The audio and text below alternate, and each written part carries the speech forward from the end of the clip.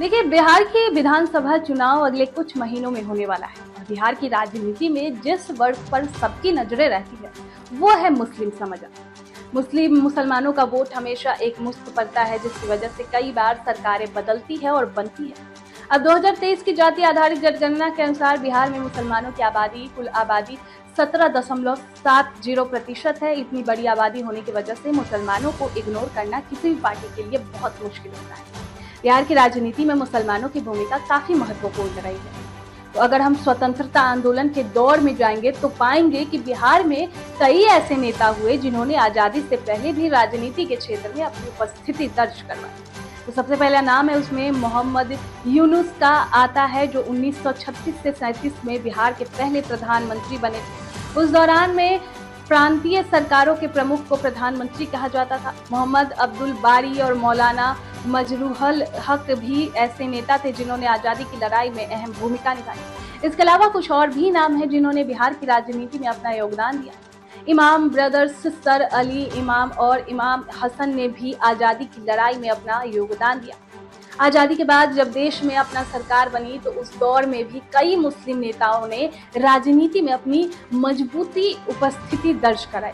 इसमें प्रमुख है सैयद महमूद, मोहम्मद इस्लामुद्दीन और अब्दुल इब्राहिम, जो संसद पहुंचे। बिहार विधानसभा पहुंचने वाले नेताओं के नाम थे नवाबजादा सैयद ताजुद्दीन, मोहम्मद अकील सईद, मंजूर अहमद।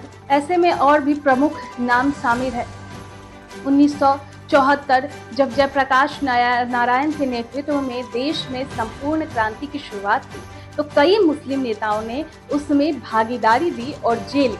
हालांकि इस दौर में अधिकतर मुसलमान कांग्रेस के साथ थे और उन्होंने जेपी का साथ नहीं दिया था। बावजूद इसके कुछ मुस्लिम नेता जेपी मूवमेंट में भी भागीदार थे और उसमें से सबसे प्रमुख नाम है अब्दुल बारी सिद्दीकी का, जो जेपी के आंदोलन में काफी सक्रिय थे और जेल भी गए थे। 1990 के दशक में जब लालू यादव का उदय बिहार की राजनीति में हुआ तो उन्होंने मुसलमानों और यादवों को साथ लाकर एमवाई समीकरण बनाया और राजद की सत्ता पर काबिज हुए। उन्होंने मुसलमानों का विश्वास जीता, लेकिन उसके बाद जब नीतीश कुमार की एंट्री बिहार की राजनीति में हुई तो मुसलमानों का वोट बट गया। अब मुसलमानों का वोट बिहार में एक मुश्त नहीं पड़ता, बल्कि जो परिस्थितियों के अनुसार कभी राजद, कभी कांग्रेस, कभी जदयू तो कभी एमआईएम के खाते में जाता है। अब सवाल यहाँ पर ये उठता है कि इतना महत्वपूर्ण होने के बाद भी बिहारी मुसलमान आखिर पिछड़े में क्यों आते हैं। तो देखिए, बिहारी मुसलमानों की सामाजिक, शैक्षणिक और आर्थिक स्थिति पर गौर करें तो वे काफी पिछड़े हुए हैं। मुसलमानों की आबादी का 70% पसमानदा मुसलमान का है, जो सामाजिक रूप से पिछड़े और गरीब है। अशराफ मुसलमान यानी ऊंची जाति के मुसलमानों की स्थिति ही थोड़ी बेहतर है। शिक्षा की बात करें तो 3 से 5% लोगों ही ऊंची शिक्षा ग्रहण करते हैं। इस बारे में पूर्व सांसद और ऑल इंडिया पसमानदा मुस्लिम महाज के राष्ट्रीय अध्यक्ष अली अनवर ने कहा कि कौन सा ऐसा व्यक्ति होगा जो अपने बच्चों को अच्छी शिक्षा नहीं दिलाना चाहता है या अच्छी जीवन नहीं देना चाहता है।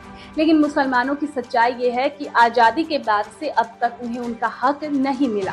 सरकारों ने मुसलमानों का वोट तो लिया लेकिन उन्हें उनके हक नहीं दिए, जिसकी वजह से मुसलमान गरीब और पिछड़े हैं। मुसलमानों का स्वास्थ्य खराब है, उनकी लड़कियों में शिक्षा का अभाव है, लेकिन इस ओर किसी सरकार का ध्यान नहीं जाता है। सरकारी स्कूलों में सबसे ज्यादा ड्रॉप आउट मुसलमान बच्चों का होता है, क्योंकि उन्हें गरीबी का वजह से काम पर लगना पड़ता है। निजी स्कूलों की फीस इतनी ज्यादा है कि पसमानदा मुसलमान परिवार अपने बच्चों को वहां पढ़ा नहीं पाता है।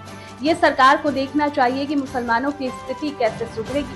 आपको बता दें कि बिहार में मुसलमानों की आबादी 2.31 करोड़ है। ये इस स्थिति में उन्हें इग्नोर करना बहुत ही मुश्किल है।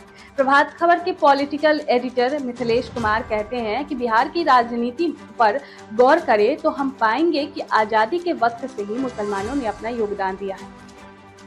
मोहम्मद यूनुस, मोहम्मद अब्दुल बारी और मौलाना मजरूहल हक जैसे नाम इस श्रेणी में सर्वोपरि है। वर्तमान दौर में भी बिहार की राजनीति में अब्दुल बारी सिद्दीकी, गुलाम गौस जैसे नेता अपनी मजबूत उपस्थिति दर्ज करा रहे हैं। मुसलमानों की आबादी राज्य में 17.70% है, इसीलिए उन्हें दरकिनार करने के लिए कोई भी पार्टी बिहार में राजनीति नहीं कर सकती। AIMIM के नेता अख्तरुल ईमान बताते हैं कि मुसलमानों ने आज़ादी की लड़ाई में महत्वपूर्ण भूमिका निभाई और कईयों ने अपनी जान की कुर्बानी दी। बावजूद इसके जब देश का बंटवारा हुआ तो भारत में रह गए मुसलमानों के लिए नफरत और शक की भावना लोगों के मन में रह गई, जिसकी वजह से मुसलमानों के साथ भेदभाव हुआ। उनकी शिक्षा और सामाजिक स्थिति को सुधारने की कोशिश नहीं की गई।